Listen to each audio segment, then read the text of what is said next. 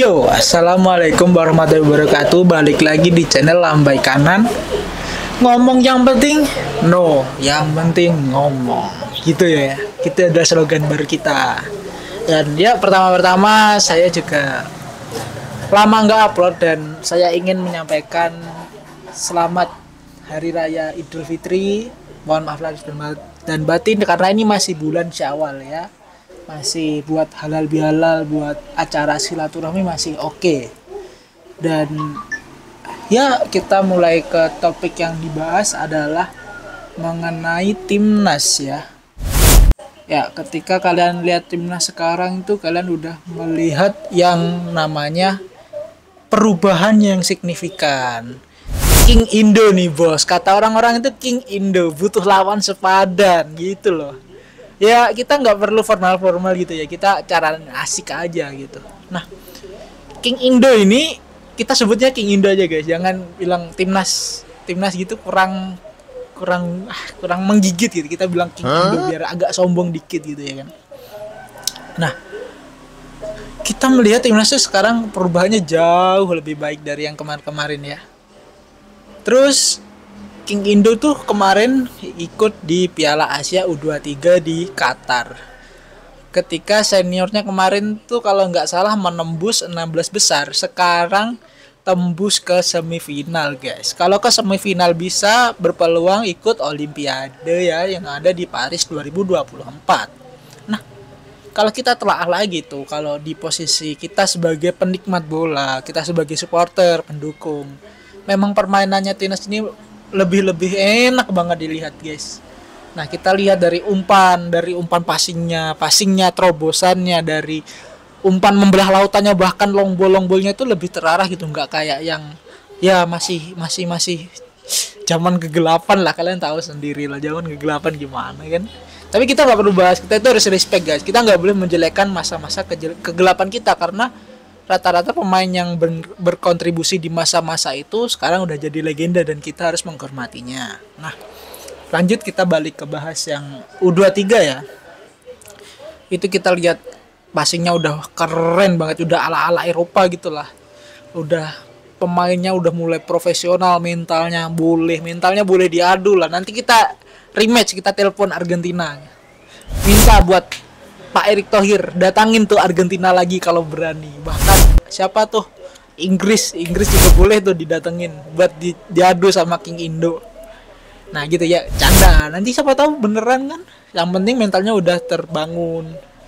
Kemarin yang dipulangin pertama itu adalah Australia dan siapa kemarin? Jordania ya. Padahal kedua tim itu yang diunggulkan loh menurut saya ya. Dari grup itu kan ada Indonesia, ada Qatar, ada Australia, ada Yordania. Nah ada 4 itu. Menurut saya yang harus diunggulkan tuh ada Australia sama Qatar gitu, bukan Yordania sama Indonesia. Tapi ternyata King Indo membawa semuanya menjadi di luar dugaan ya. King Indo berhasil. Ya kita bisa bilang lah kalah sama Qatar itu, kita sebagai netizen wasitnya nggak bener nih, cover pecinta VAR atau VAR. Oke lah, kita memang kurang puas dengan hasil pertandingan itu karena banyak dari dari keputusan wasit yang menurut saya lebih, ya kalian tahu sendiri lah, kalian wasitnya kurang pro ke King Indo gitu. Dan juga keputusan VAR itu VAR-nya juga terlalu nggak terlalu kelihatan banget VAR-nya itu pro-nya itu ke Qatar gitu, ke tuan rumah. Wajar tuan rumah kan dulu. Ya ini opini jangan dibawa serius. Nah lanjut ke match 2 tuh lawan Australia gitu, kita tahu sendiri, kita lawan Australia kita tertekan banget sampai ada blunder dari Komang Teguh menciptakan penalti ya kan. Untung aja tuh ada Mas Hernando yang menyelamatkan itu. Hernando kalau main penalti tuh udahlah, kalau penalti Hernando mentalnya jangan ditanya, dari timnas U16 udah jago dia itu. Kalau penalti pasti ada yang tendangan yang ditepis tuh ada kalau setiap ada penalti itu, apalagi ada penalti kan. Nah kemarin tuh si Hernando tuh menurut saya tuh emang man of the match sih ketika lawan Australia. Banyak save, banyak penyelamatan yang dia lakukan gitu kan. Nah, ketika itu Komang Teguh yang pertamanya jadi blundernya tuh malah nyetak gol gitu kan, jadi nggak enak. Kita mau menghujat apa mau dipuja, akhirnya kita muji aja gitu kan, udah nyelamatin. Itu kalau ke blunder tuh dihujat tuh se-Indonesia tuh. Kita tahu lah ya, netizen Indonesia tuh suka menghujat barbar nomor 1 ya. Nah, di laga terakhir kita ada King Indo melawan Yordania.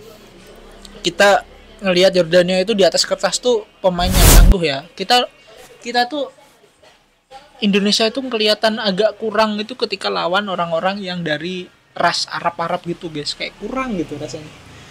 Tapi ternyata tanggapan itu dibantah langsung. Yordania dihajar 4-1 dan itu menurut saya itu Yordania itu diajarin gini loh caranya bikin gol ke gawang Indonesia sama Justin Hubner ya. Jangan pikiran negatif. Bukan berarti Justin Hubner tuh bunuh diri atau kayak melakukan kesalahan. Itu Justin Hubner tuh memberikan tutorial ke Yordania cara mencetak gol ke gawang King Indo guys.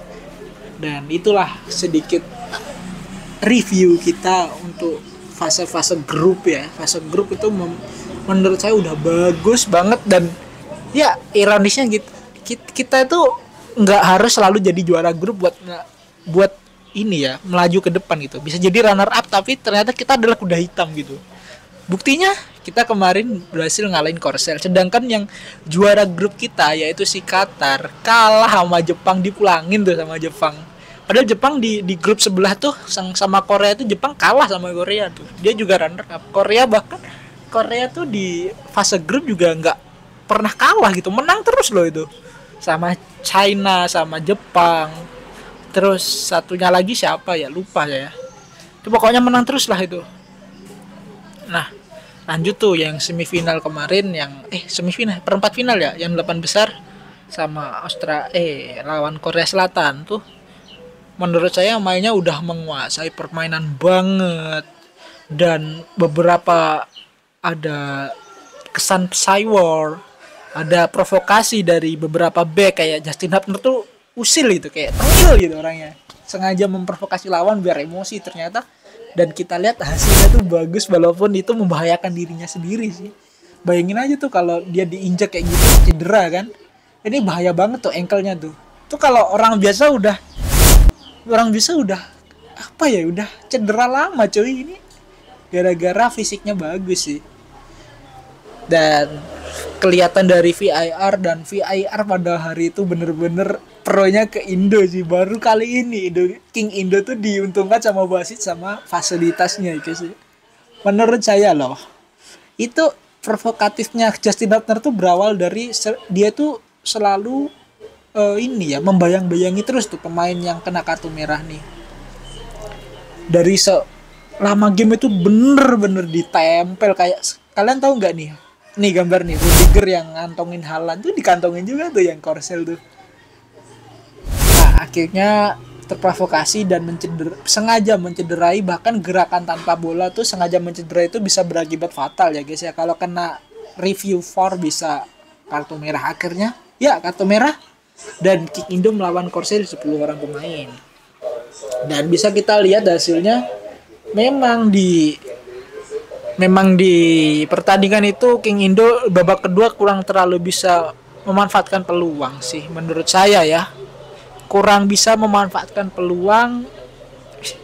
Kembali lagi finishing jadi PR bagi King Indo ini. Menurut saya udah bagus sih penetrasinya, passingnya, terobosannya, bahkan adu sprint. Udah top, udah bagus lah. Tinggal finishing. Semoga nanti bisa jadi bahan evaluasi ya. Bukan saya ingin mengkritik. Ini memang komentar-komentar netizen mungkin sama gitu. Pendukung Timnas mungkin juga mikirnya Timnas itu finishingnya masih belum 100% bagus gitu. Tuh kalau gacor mah udah Korea tuh dibantai 5-0 bisa tuh next time ya kalau gacor. Dan ya setelah King Indo memulangkan Korea Selatan itu menurut saya ironis ya, karena dulu tuh kalau tidak salah tuh Sintayong tuh mendapat perlakuan yang tidak sopan dari supporter Korea, bahkan ketika ketika apa itu ya, kayak ada pertemuan resmi tuh dilempar telur nih, ada gambarnya nih, sekalian lihat tuh dilempar telur kan. Akhirnya Sintayong mengundurkan diri atau dipecat ya, mungkin ya wajar sih, karena Korea Selatan tuh langganan Piala Dunia gitu pasti juga mematok target yang tinggi, tapi mungkin waktu itu Sintayong belum bisa mewujudkannya, tapi justru Sintayong malah ironis banget bisa memecahkan kutukan tidak pernah absen loh. Korsel tuh Olimpiade nggak pernah absen loh. Baru kali ini absen ketika dipulangkan oleh King Indo, guys. Akhirnya King Indo memulangkan Korsel yang dilatih oleh pelatih dari Korsel. Saya takut nih. Saya takut kalau nanti STY ditanya nih sama netizen dari Korea kan, Sintayong sama Arhan pulang lewat mana? Nah, itu kita panik nih. Menurut kalian pulang lewat mana, guys? Nyebrang nyebrang Korea Utara nggak sih? Dapat perlindungan itu tuh. Oke, kita lanjut ke preview untuk calon lawan dari King Indo ya. Kemarin kita udah menonton, atau kalian yang belum nonton bisa coba cari-cari channel atau yang menyajikan perlawanan dari Uzbekistan dan Kingdom of Saudi Arabia atau Saudi Arabia Arab. Nah, kalau menurut saya sih Arab lebih diunggulkan. Di atas kertas Arab tuh lebih diunggulkan. Yang kemarin tuh yang jegal Argentina, ngalahin Argentina itu siapa? Dan di atas kertas tuh kalian tahu sendiri Arab lebih diunggulkan. Bahkan orang yang nggak tahu bola pun lebih dukung Arab ya. Udah kayak Korea lawan Indonesia, Korea lawan Australia, orang-orang tuh lebih mengunggulkan Australia. Begitu juga lawan Korea Selatan, guys. Pasti yang diunggulkan adalah Korea Selatan. Nah, Uzbekistan lawan Arab ini menurut saya lah ya yang berpeluang bertemu King Indo tuh malah Arab sih menurut saya ya di atas kertas. Tapi ternyata Arab Saudi kena batunya, guys. Uzbekistan tuh gila banget mainnya. Posturnya badan kekar, tinggi besar, udah kayak orang-orang itu loh, apa? Rusia gitu kan, pegulat-pegulat Rusia tuh kalian tahu sendiri loh, masih satu rumpun mereka. Jadi mereka tuh kuat dalam duel udara, dalam adu body, dalam adu apa ya, yang bersifat-sifat fisik gitu mereka kuat. Nah, itu harus digarisbawahi oleh timnas Indonesia kita. Kita itu nggak selalu harus melakukan challenge atau berbenturan badan atau adu badan, itu nggak perlu. Kita punya tubuh yang relatif lebih kecil, tapi kita itu harus menjadikan itu manfaat atau keuntungan. Misalnya kita bisa lebih lincah, kita bisa lebih agresif, apa kiri kanannya, atau lebih ya agility lah, kelincahan. Ya semoga nanti kita doakan, mari kita sama-sama berdoa kalau nanti hari Senin Uzbekistan melawan King Indo bisa masuk ke final dan bertemu dengan antara Iran dan Jepang. Yang maksud saya Irak ya. Irak kemarin mengalahkan Vietnam dengan skor 1-0. Vietnam dipulangkan. Jadi kita gagal meloloskan lagi wakil ASEAN, hanya King Indo wakil ASEAN, catat. Dan ya terima kasih buat seluruh coach, head staff, khususnya coach Sintayong yang menurut kabar sudah memperpanjang masa kontrak, dan saya harap kedepannya progresnya lebih baik lagi untuk timnas kita ya guys ya.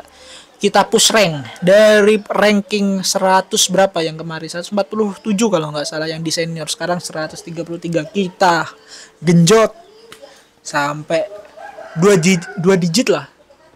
Oke, sampai 2 digit lah minimal, biar bisa lebih berpeluang lagi dalam rangkaian target kita adalah ikut Piala Dunia, guys. Dan ya mungkin demikian juga. Tapi satu lagi sebelum saya tutup, ketika timnas menang, Bung Tower nggak diajak, oke? Tuh, kalian jangan hujat Arkan siapa? Arkan Fikri ya, jangan dihujat guys. Kasihan, nanti mentalnya turun. Kita itu harus memberikan support gitu. Oke, ya sekian dulu dari saya. Wassalamualaikum warahmatullahi wabarakatuh. Jangan lupa share, subscribe, dan komen ya kalau ada yang perlu dipertanyakan atau masukan saran komentar silahkan. Bye bye.